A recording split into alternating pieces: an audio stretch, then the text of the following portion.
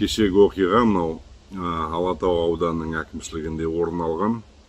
Күзетшісі әлгі бір қап картоп сияқты журналист қарындасымызды иығына салып, акиматтың ғимаратынан лақтырып тастағаны. Жалпы ол тек қана сол жеке басты әлгі күзетшінің журналистке деген көзқарасы емес бұл жерде сол ауданның әкімінің көзқарасы жалпы бұқаралық ақпарат құралдарына, журналистерге. Ол әкім айтуынша шетелде білім алған, болашақпен оқыды ма білмедім, бірақ та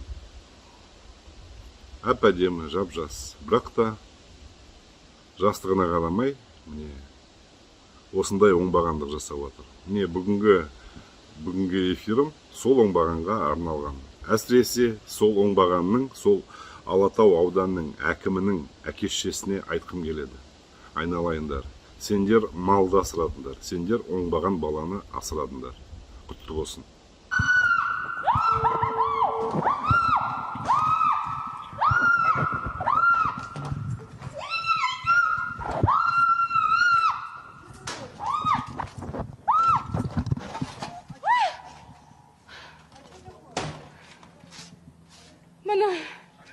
Бұл әкімдікке кіруі.